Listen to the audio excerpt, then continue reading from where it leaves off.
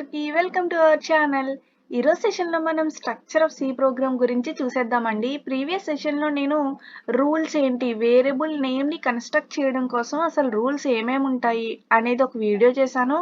కింద డిస్క్రిప్షన్లో లింక్ ఇస్తాను, ఎవరికైనా ఇంట్రెస్ట్ ఉంటే చూసేయండి. ఈరోజు సెషన్లో మనం స్ట్రక్చర్ చూసేద్దాము. ఇంకా లేట్ చేయకుండా సెషన్ స్టార్ట్ చేసేద్దాము.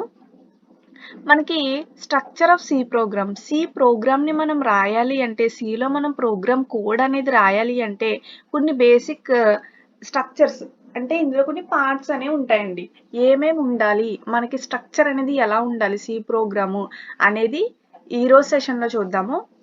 ఫస్ట్ ఏంటి అంటే బేసిక్గా మనకి సి ప్రోగ్రామ్ కన్స్ట్రక్ట్ చేయాలి, మనం రాసుకోవాలి అనుకుంటే దీన్ని మనం 6 పార్ట్స్ కింద డివైడ్ చేయడం జరిగింది.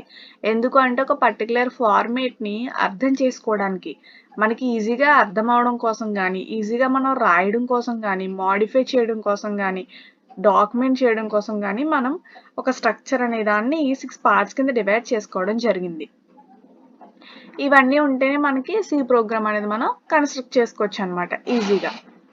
అయితే సెషన్స్ ఏంటి అంటే documentation session, pre processor section and definition, global declaration, main function and sub programmes.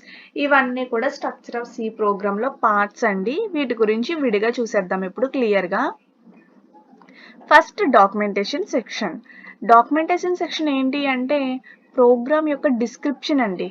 First మనం ఏదైనా ప్రోగ్రామ్కి నేమ్ పెట్టుకోవాలి అన్నా, మనం కోడ్ రాసినప్పుడు మనం ఏదైనా నేమ్ పెట్టుకోవడానికి, ఇది కోడ్లో ఇంక్లూడ్ కాదండి, ఓన్లీ జస్ట్ మనకు తెలియడం కోసం మనం పెట్టుకునేదే డాక్యుమెంటేషన్ సెక్షన్ అనమాట.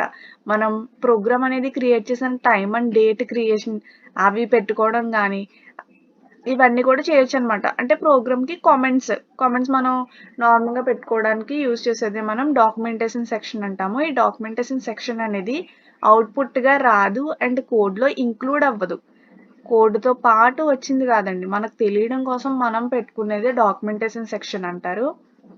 ఇందులో మనకి ఇక్కడ చూసారు కదా, డాక్యుమెంటేషన్ సెక్షన్ అనేది ఇలా డబల్ లైన్స్ పెట్టి ఇక్కడ ప్రోగ్రామ్ అన్నా వస్తుంది, లేదు అనుకుంటే హ్యాష్ స్టార్ పెట్టి ఇక్కడ ప్రోగ్రామ్ మన డిస్క్రిప్షన్ ఏదైతే ఉంటుందో అది మనం రాసుకోవచ్చు. లాస్ట్లో కూడా స్టార్ పెట్టేసి హ్యాష్ అనేది ఇచ్చేస్తే ఇది డాక్యుమెంటేషన్ కింద మన సిస్టమ్ అనేది తీసుకుంటుంది అనమాట. Next pre processor section. ఈ ప్రీ ప్రాసెసర్ సెక్షన్ ఏంటి అంటే హెడర్ ఫైల్స్. మనం ప్రోగ్రాంలో ఏమేమి డిక్లేర్ చేసుకుంటామో హెడర్ ఫైల్స్ కింద డిక్లేర్ చేసుకుంటాం. అన్ని హెడర్ ఫైల్స్ ప్రోగ్రాంలో ఉన్న అన్ని హెడర్ ఫైల్స్ కూడా ప్రీ ప్రాసెసర్ సెక్షన్లో డిక్లేర్ చేసుకుంటాం అనమాట ప్రోగ్రామ్ అంతా.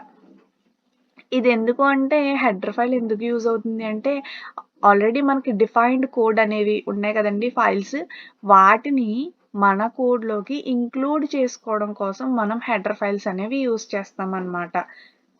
ఇదేంటి అంటే ఇక్కడ చూసారు కదా, హ్యాష్ ఇంక్లూడ్ stdio.h అంటే స్టాండర్డ్గా ఉన్న ఇన్పుట్ అవుట్పుట్ ఏవైతే ఉన్నాయో వాటిని ఇంక్లూడ్ చేసుకోవడం కోసం ఈ స్టేట్మెంట్ అనమాట. coin.io.h అంటే అన్ని ఆల్ హెడర్ ఫైల్స్ని ఇంక్లూడ్ చేసుకోవడానికి. ఇంక్లూడ్ math.h ఏంటి అంటే మనం మ్యాథమెటికల్ ఫంక్షన్స్ ఏదైనా చేసినప్పుడు ప్రోగ్రాంలో రాసినప్పుడు మనం ఈ ఫంక్షన్ ఈ ప్రీ ప్రాసెసర్ అనే దాన్ని హెడర్ ఫైల్ని మనం కోడ్లో ఇంక్లూడ్ చేసుకుంటాం అనమాట. ఇలా మనం ప్రీ ప్రాసెసర్ సెక్షన్ అనే దాన్ని మన ప్రోగ్రాంలో పెట్టుకుంటాం. ఆల్రెడీ ఎవరో ఇంప్రూవ్ చేసిన కోడ్ని మన కోడ్లోకి యాక్సెస్ చేసుకోవడమే హెడర్ ఫైల్స్ అనమాట.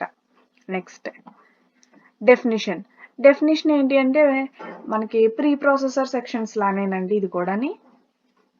ఇది మనకి సోర్స్ కోడ్, మనం రాసే కోడ్ అనే దాన్ని ప్రాసెస్ చేస్తుంది. కంపైలేషన్కి ముందే, మనం కంపైలేషన్ చేయక ముందే మన సోర్స్ కోడ్ అనే దాన్ని ప్రాసెస్ చేస్తుంది అనమాట. ఇది మల్టిపుల్ స్టెప్స్లో ఉంటుంది. మనం రాయడానికి కానీ ప్రోగ్రామ్ అనేది ఎగ్జిక్యూషన్ అవ్వడంలో కానీ మల్టిపుల్ స్టెప్స్లో ఇది జరుగుద్ది అనమాట. ప్రీ ప్రాసెసర్ డైరెక్ట్స్ ఏంటి అంటే యాష్ సింబల్ అనే దాన్ని మనం ఫ్రంట్ అనేది పెట్టుకుంటాం అనమాట. ఇక్కడ చూసారు కదా, ఇది ఒక డెఫినిషన్. హ్యాష్ అని చెప్పేసి డిఫైన్ లాంగ్ 11 ఇలా మనం డెఫినిషన్ అనేది పెట్టుకోవచ్చు అనమాట. Next global declaration. ఈ గ్లోబల్ డిక్లరేషన్ ఏంటి అంటే వేరియబుల్స్‌ని డిక్లేర్ చేసుకుంటున్నప్పుడు ఫంక్షన్ డిక్లరేషన్, స్టాటిక్ వేరియబుల్స్ ఇలా మనం వేరియబుల్స్ అవన్నీ కూడా క్రియేట్ చేసుకుంటాం గదండీ! వీటినే మనం గ్లోబల్ డిక్లరేషన్ అంటాం. ఈ గ్లోబల్ డిక్లరేషన్ ఏంటి అనంటే మన ప్రోగ్రామ్‌లో మనం డిక్లేర్ చేసుకుంటాం స్టార్టింగ్. ఎంటైర్ ప్రోగ్రామ్ అంతా కూడా ఆ వేరియబుల్స్ అనేవి యూజ్ చేసుకోవచ్చు. ప్రోగ్రామ్‌లో ఎక్కడైనా సరే మనం ఆ వేరియబుల్స్‌ని యూజ్ చేసుకోవచ్చు. దాన్నే మనం గ్లోబల్ డిక్లరేషన్ అంటాం. వేరియబుల్స్ అండ్ ఫంక్షన్స్‌ని డిక్లేర్ చేసుకున్నప్పుడు ప్రోగ్రామ్‌లో ఎక్కడ ఎనీవేర్ అయినా సరే మనం యూజ్ చేసుకోవచ్చనమాట. దాన్ని గ్లోబల్ డిక్లరేషన్ అంటాం. ఎగ్జాంపుల్ వచ్చేసి ఇంట్ ఏ ఈజ్ ఈక్వల్ టు 8 అని, బి ఈజ్ ఈక్వల్ టు 10 ఇలా మనం వేరియబుల్స్‌ని డిక్లేర్ చేసుకుంటాం కదా! ఇది దాని యొక్క ఎగ్జాంపుల్ అనమాట. గ్లోబల్ డిక్లరేషన్ అంటే అదేననమాట. Next main function. ఈ మెయిన్ ఫంక్షన్ ప్రతి సి ప్రోగ్రామ్‌కి కూడా మనకి మెయిన్ ఫంక్షన్ అనేది మస్ట్ అండ్ షుడ్‌గా మెయింటైన్ చేయాలండి. ఈ మెయిన్ ఫంక్షన్ ఏంటి అంటే ప్రోగ్రామ్ స్టార్ట్ అవుతుంది. ఎక్కడ మనకి ప్రోగ్రామ్ స్టార్ట్ అవుతుంది. ఇప్పుడు మనం ఫస్ట్ ఏమిస్తాము డాక్యుమెంటేషన్ సెక్షన్ ఇస్తాం. మనకు కావాలి అనుకుంటే, మనకు తెలియాలి అనుకుంటే. నెక్స్ట్ ప్రీ ప్రాసెసర్ సెక్షన్ ఇస్తాం. అది ఫైల్స్‌ని ఇంక్లూడ్ చేసుకోవడానికి ఇస్తాం.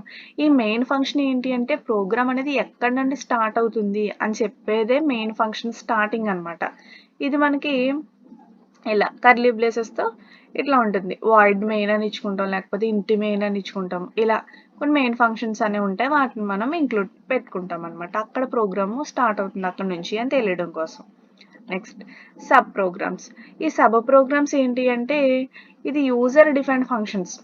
మనం ఫంక్షన్స్ కొన్ని డిక్లేర్ చేసుకోవచ్చు అని చెప్పాం కదండి. వాటినే సబ్ ప్రోగ్రామ్ అంటాం అనమాట.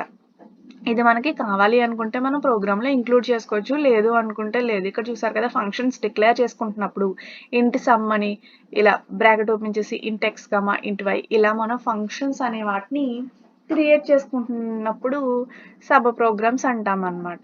ఇది మెయిన్ ఫంక్షన్‌కి ఔట్ సైడ్ ముందైనా ఉంటుంది. లేకపోతే తర్వాతైనా ఉంటుంది.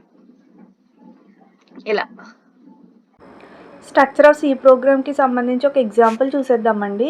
ఇక్కడ చూసారు కదా స్టార్టింగ్లో నేను ఎడిషన్ ఆఫ్ యాడ్ 2 నెంబర్స్ అని చెప్పేసి ఇచ్చాను కదా అది డాక్యుమెంటేషన్ సెక్షన్ అనమాట. నెక్స్ట్ హ్యాష్ ఇంక్లూడ్ stdio.h ఇది హెడర్ ఫైల్ ఇచ్చాం కదండి. ఇది ప్రీ ప్రాసెసర్ సెక్షన్ అంటాం. నెక్స్ట్ వాయిడ్ మెయిన్ అనేది మెయిన్ ఫంక్షన్ ఇస్తాము. Next int a is equal to 10 b is equal to 10 అని ఇచ్చింది మనకి వేరియబుల్ డిక్లరేషన్ అంటే గ్లోబల్ డిక్లరేషన్ అనమాట. నెక్స్ట్ వచ్చేసి c is equal to a plus b అని ఇచ్చాము. అంటే ఏ ప్లస్ బి అయిన తర్వాత సిలో స్టోర్ అవ్వాలి అని చెప్పి ప్రింట్ ఎఫ్ ఇచ్చాము. కింద %d అనేది ఎందుకు ఇచ్చాము అంటే మనం తీసుకున్నది ఇంటీజర్ టైప్ డేటా కాబట్టి %d అనేది మనం ఫార్మాట్ స్పెసిఫైర్ యూజ్ చేయాలన్నమాట. నెక్స్ట్ కామా పెట్టి సిలో స్టోర్ అయింది కాబట్టి సిని ప్రింట్ చేయమని చెప్పి స్టేట్మెంట్ అనేది మనం రాసాము.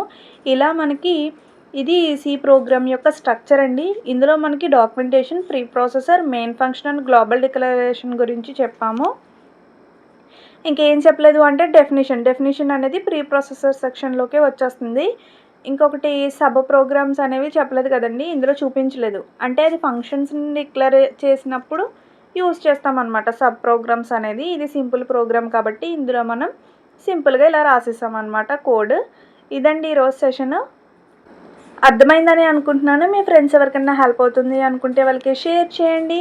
Like, share and subscribe. Thank you for watching.